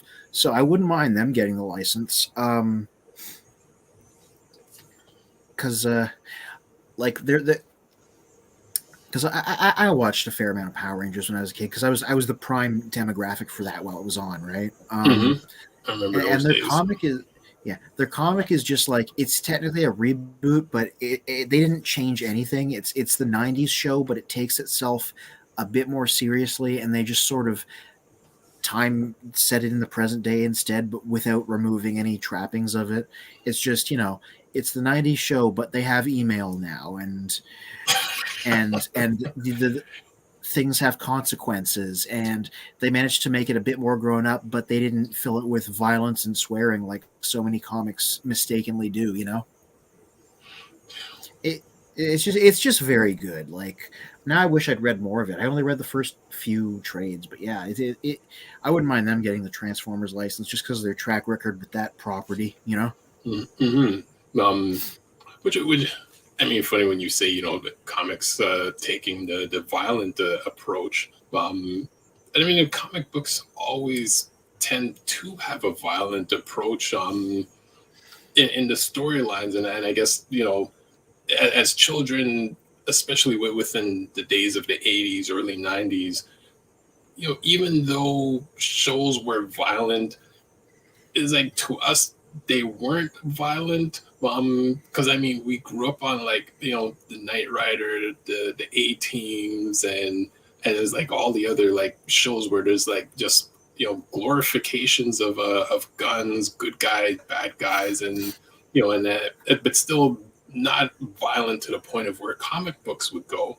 But then remembering the original Ninja Turtles was a dark comic book that they then kind of played down when it became the cartoon series, where it's like, well, we can't have these ninjas that violent, so let's make them cartoony. Unfortunately, with when they went to the second and third version of the movie, like they just really made it extremely childish, because at least the first movie still had some of the dark elements to it.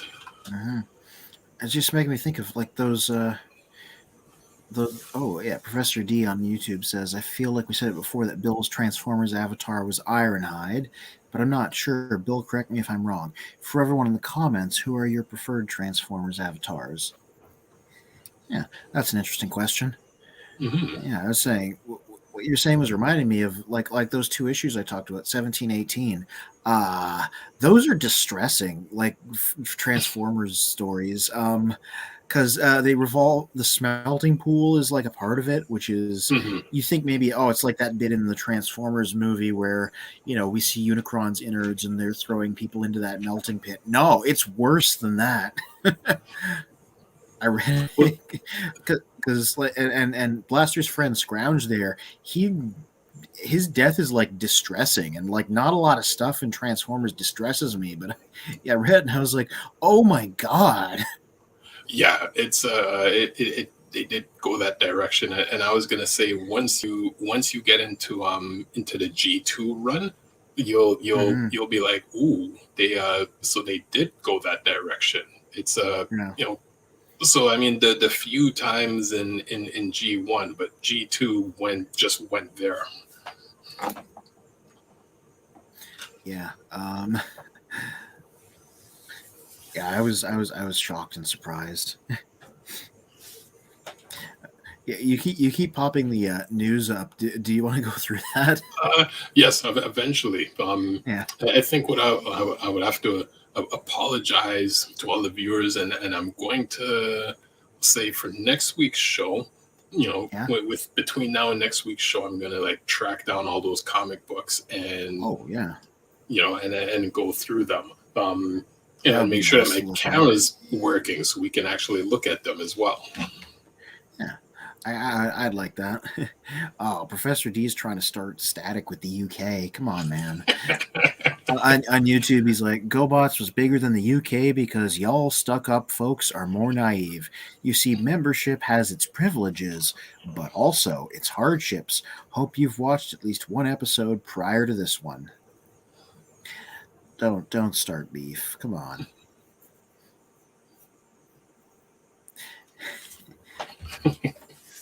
Anyway. I was going to say, international sightings roundup. Have these guys hit Canada yet? These Bumblebee guys? Let's see what they're saying. Okay, after some slow weeks, January is leaving us with a great load of new sightings. Highly anticipated Legacy Voyager toys hit the shelves in Germany. Plus a variety of cyberverse. Hades, Megatron in Mexico, Beast Wars, Scorponok in Costa Rica. Oh, Singapore and Taiwan. That's where Studio Series Bumblebee movie deluxes are. Okay, those are Singapore and Taiwan. They always get everything first, so they're still a ways off from showing up here. Okay. Yeah, because that's the wave with most of the new Bumblebee guys plus Perceptor. You can even actually, yeah, you can see it right there. I'm gonna I don't have the budget to buy whole waves of things at once, but I'm gonna slowly acquire all of these Bumblebee guys because they are all snazzy. But I've said that before. And let's see, what else do we have? And speaking of that, Ravage and Shockwave from that same series are also hitting U.S. retail, so I guess they're going to be here soon. Nice. Again, these are Bumblebee movie people. It's funny. They're only getting to these now because the big Cybertron sequences were added in reshoots, right? They weren't in the original cut of the movie, so it takes years to get a toy out there. So that's why there was no merchandise of these guys, right? Because it was like a last minute addition to the movie. So the toy line had it takes like a year and a half at least to develop it, right? Right. And so here we are in 2022, just finally seeing these guys because it was such a late addition to the film. Looking at that front view of Ravage, on the top of the box, that looks more like Redline from Voltron. I was gonna say that's a Voltron looking Ravage. Yeah, that's pretty impressive. Yeah. But yeah, this is a weird one because Ravage is a core class, so he's a minifigure, which makes sense. But they also made Shockwave a core class, and nobody's really sure why because he's full sized in the movie. So people have been joking based on the way the shots he appeared in were laid out. Guys, he was in front of the other two, the way they're all standing there. So they're oh, it was forced perspective. He was tiny in the movie. He was just really close compared to everyone else. Yeah, it's odd. I'll probably still pick them up. Okay. Oh, Professor D says, Spin, I hope your comics are appropriately protected from basement conditions. If not, please take the necessary measures. The previous was an automatically triggered Teletran 1 Communique. Yeah, see, this is why I kind of prefer collecting trades because there's less worry about them coming to pieces. Also, I'm kind of I'm not... I was just my floppies that I'm collecting of the current thing. I'm not preserving these for sale. I mean, I'm taking care of them and I'm putting them back in the bag. But I'm reading these. Okay. Well, I mean, to these or to these question, the comics are in good condition. They're in a sealed box, and they're covered with plastic and everything. So they're still good. And they've been that way for forever. So it's just pulling them out of the garage to actually look at them. And he also adds, "Oh, nice! I remember that Skids cover now." Yeah, it's his big spotlight. Yep. Yeah. Let's see what else do we have in the news from the Children of Primus.com news and reviews. Hobbylink Japan. Sold out figures back in stock. That's always good because especially when you're an online collector, so many times you get one shot at these and then they go away and maybe you can find them on the convention circuit if you're lucky. So something like Leo Convoy there, if they're bringing him back in stock, then that's great for anybody that wanted him and then missed him. I wouldn't mind if he got a legacy figure. I might pick that up, honestly. Okay. Masterpiece is too big and complicated for my blood, but if they make a new one of him in Legacy, they could probably do him right. Let's see, the Japanese hobby industry revolves around pre-orders. Once items are released, they disappear fast and often aren't reproduced. It's exactly what I just said. It's the same over here. It's no different over there. I don't know if they revolve around pre-orders, but it's the same thing. I do online shopping through GameStop for a lot of my, GameStop for a lot of my stuff, and you get one window to grab it. And that's it. Oh, this guy. Yellow Park Bumblebee movie Earth Mode Optimus model kit. Apparently this is like mad expensive. And I'm like, I'm good with my Studio Series guy, but this guy is pretty lush for what he is. And they gave him a bunch of giant weapons, which is Yeah, strange because the rest of him is like super movie accurate. like that's impressive. Yeah. I mean, I guess it's mostly hypothetical because he was only in his Earth mode for like a minute at the end of the movie. That's So, true. like, who's to say he doesn't have a big axe? We didn't see him get in a fight Mm-hmm. in that body, at least. And we can Maybe share. he'll show up in Rise of the Beasts with a big old axe like that. Hey, you never know. Yeah. We can share for you new images and details of the official release from YOLO Park Bumblebee Earth Mode Optimus Prime. The model kit is 30 centimeters tall. Is that a lot? I'm bad at visualizing these things. I was looking around seeing if my measuring tape was here, but it's not. Actually, let's see. I have a measuring tape here, and let's see if I can. 30 centimeters. Let's see. Let's say Like, that's. give it to me in Transformers figure scale. Funny, I was gonna say that's about the height of like 2 cell phones. Oh, so that's not even big. That's good then. I don't like it when these things are huge. That's about right. That makes it sound like it'd be like a Voyager size figure.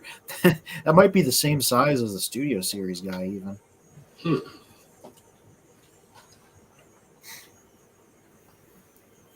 Let's see. This Professor Dionysius said that panel might also be co-conspired with KISS players from Japan, which I just learned about from a reluctant Chris on the basics. Oh God! Like we don't talk about KISS players, but Chris McFeely got sponsored on Patreon to do the basics episode on it, so he finally did, and he was pretty frank about it. Like the episode opens with a content advisory, which he's never put on any of his other the basics videos. Oh, okay. Yeah. Spectral Skull says I bought some Evoroid from HLJ recently. I don't know what that is. Let me Google that.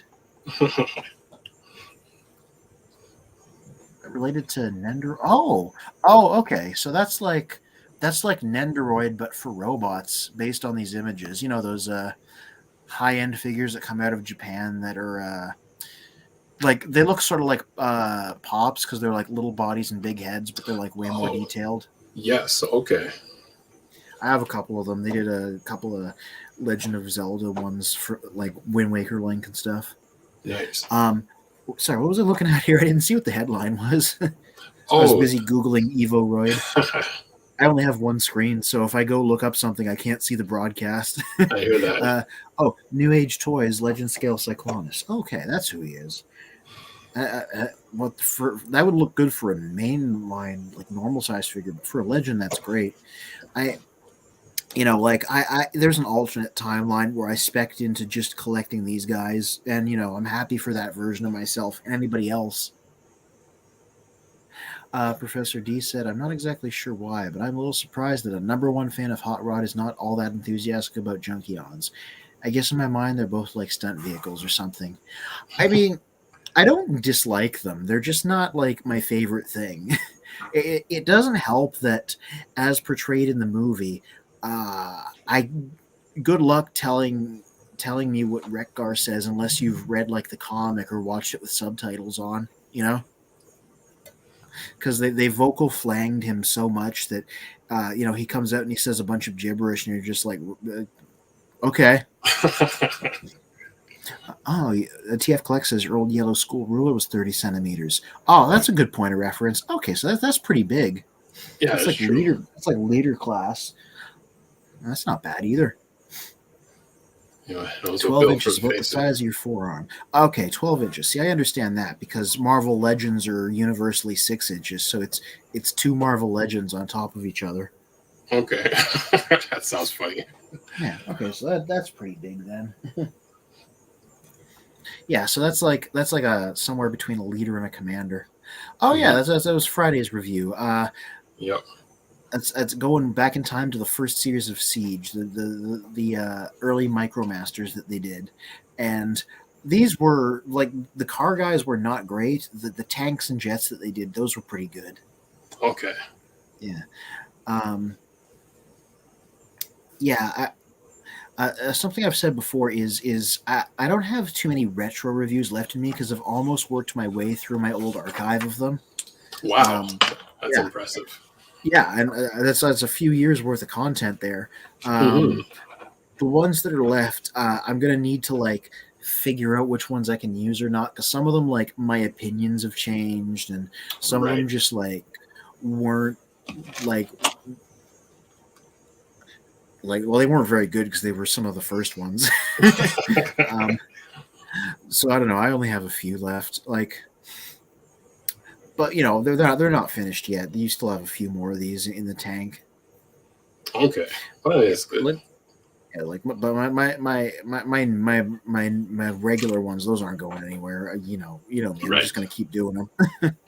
Yeah. And I have tried in the past. I definitely do not have 2 new ones a week in me. It And takes time. yeah, Bill says, "Okay, mates, I'm out for this week. See you next Sunday." Yep, see you too. Hope your spinny Unicron project goes well. Yes, thank you again, Bill, for joining us. I think we'll be ending in about 10 minutes. So, but so thank you, Bill. See you next week, and for sure, I will have my comic book collection out for next week. So we'll Yeah, extend this episode. yeah, like comics part 2. I could talk about this stuff for a while. I mean, Yeah. as our Lottie would say, says Professor D on YouTube, you heard it here first, ladies and gentlemen. One of the children of promise, Grimlock with his new brain decrees. Technobots, you have said. Technobots it shall be. Ooh, boy. Can't wait to see them, says Bill from Facebook. In reply? Yes. Well, cool. Yeah, because it's I've not taken them out since, so I'm excited to get them out and and show them off. Just like when we put a battery in Galvatron, which that Oh, was the yeah. first time in like decades. Did we ever establish if he's supposed to make that horrible noise or if he's like malfunctioning? I have a feeling he was supposed to make that noise. I think somewhere in one of the groups, someone else said that their original Galvatron still works. But Yeah. they didn't, have a video or describe the sound. So maybe somewhere on YouTube, someone else may have a working Galvatron, or we may be the first to have done this. So props to us for doing this. So I'll make sure to get another 9-volt battery and have him have Galvatron on the show next week. Yeah, because I was gonna say, like, I wasn't even complaining because I'm like that bizarre, threatening sound that he made. Like that works for a large bad guy character. It's true, and Yeah. Shockwave, the sound Shockwave made, because my Shockwave, the wires unfortunately just kind of fell apart. But from what I recall, the sounds that he made in almost any toy, electronic toy gun from the 80s back then, they all had those sounds. Like it wouldn't have been anything much different. Yeah. Oh, my chair is moving. Okay, I'm back. So the floor here is a little bit uneven, so sometimes I just start going.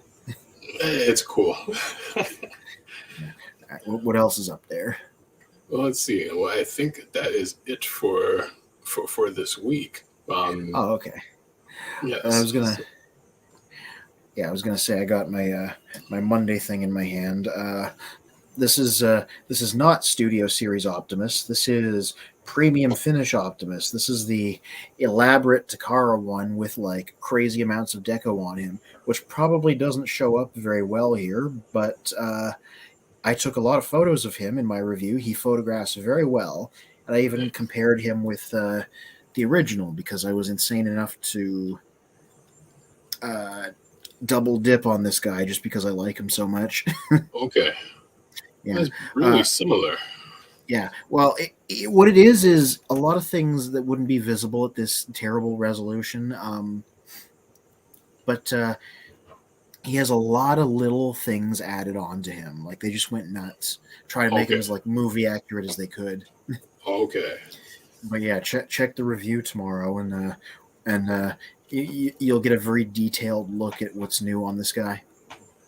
Cool. And for those the reviews that we're speaking of, Yep. childrenofprimus.com/news and reviews, where every Mondays and Fridays we have reviews from the talented writer Fear or Courage. They all, along with other news that we've that we have from other various sources in the Transformers world. Mm-hmm. God, I should do a poll. I have a big pile of figures in my to be reviewed thing, and I can't decide which order to write them up after this. Oh yeah, that would be cool to make a poll of that. Yeah, because okay, what do I got? I got Kingdom Waspinator, Mhm. uh, Kingdom Tigatron, the two little reaction figures, Hot Rod and Galvatron, Studio Series 86 Scourge over there. Oh, this little bludgeon. I meant to write him up, but I never did. Okay. And this incredible little Kingdom Soundwave that I've gushed about before. Right. And I'm like that's my pile at the moment. That's my to be written pile. Yeah, that would be cool in whatever order, or just or surprise everyone. Yeah. You know, yeah, maybe we'll put that out for a poll Yeah. midweek. You know what did surprise me, and I guess this guy's in my pile too, but he's got to wait. I wasn't expecting this guy to come in. Prototype colors Tigatron. Because remember Nice. from the Tech Specs episode how I said he was supposed to be orange originally? Yes.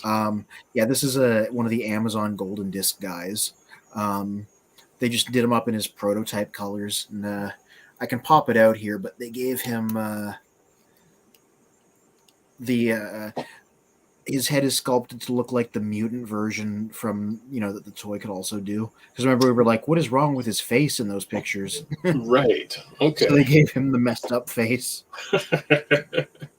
So yeah, this is prototype colors Tigatron, and also his weird looking card art Tigatron, basically. Hmm. Yeah, and he'll get written up eventually too, but I got to do the regular one first. Right. Yeah, looking at the artwork of within the tech specs of the characters, we're like, Yeah, what were you thinking? yeah. I in this case, I divorced from the show because, like I said, the show just kind of did its own thing. They were just like, we marketed regular Cheetor with his one face, so let's market his repaint with the mutant mask down to make it look Hmm. different. I guess because Cheetor could do that too. They just like all the photos of him are with his robot face out instead of his mutant mask. Right. Well, let's see what other anything else that remains to be mentioned for this episode. Ooh, I don't know. I've now shown off everything in my pile of comics here that I brought with me. Just there, I said before. I think on average, the best Transformers stories are in the comics, which are Hmm. less accessible because more people will watch the shows or movies than read the comics, right? But I Right. think there's some really good things in here. I've said before. Last Stand of the Wreckers is really good. More Than Meets the Eye. If you have the willpower to do a long ongoing comic, it's really good. And so is its sequel series, Lost Light. Lost Light's really a continuation of it. They just like renumbered it. Um, the old Marvel stuff's really interesting that I've been reading. Hmm. They like you said, the fact that there's like less space in terms of how many issues and pages means the characters don't tend to be as in depth as they are in the cartoon, but they tell some really ambitious stories, um, like 17 and 18 there, like I said. Hmm. The new comics are very good. Brian Ruckley's things, if you want like serious science fiction, the series that started in 2019. Um, if you like Beast Wars like me, IDW's Beast Wars comic is very good. There are a lot of great stories out there, and I think if you like Transformers, at all, I think you owe it to yourself to try and at least pick up a few trades of some of the good stuff, because it's just it's a really good section of the franchise that I don't think gets as much attention because it's a little less accessible.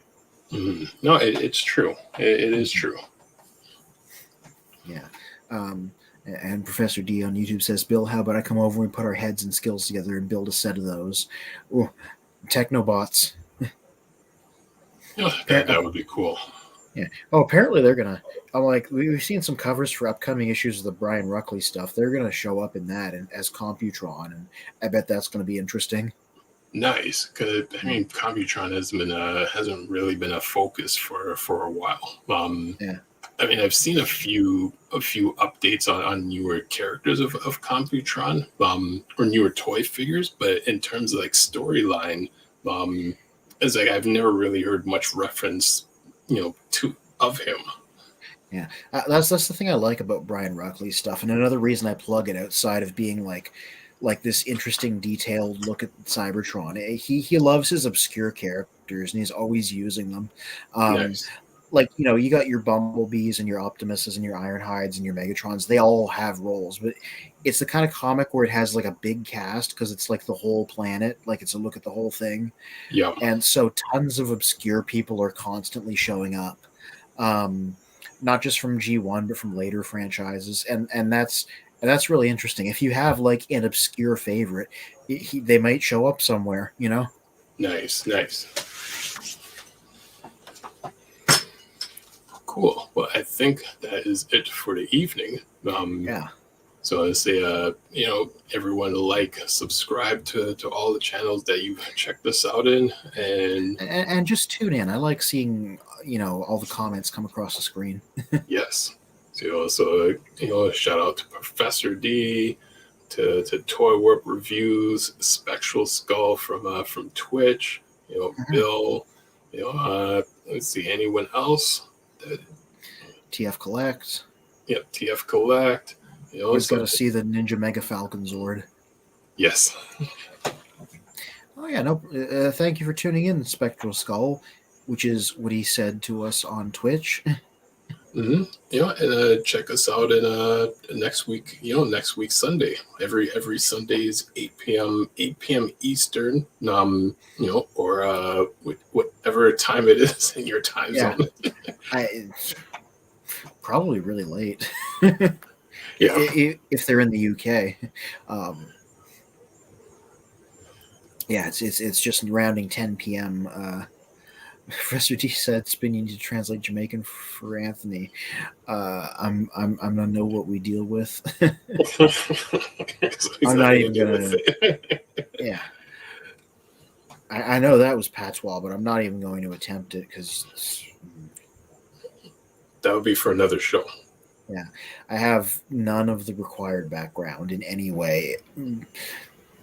And at some point, maybe we'll create a Jamaican character for the Autobots, or actually Yeah, maybe for the Decepticons. Maybe both. yeah. I would leave that to you guys. Well, on that note, I think that is it for the evening. Mhm. All right, everybody out there, read comics. Be kind to one another. Share your comics. And just try and have fun. Yes, That's what this is about to me. that's all it is.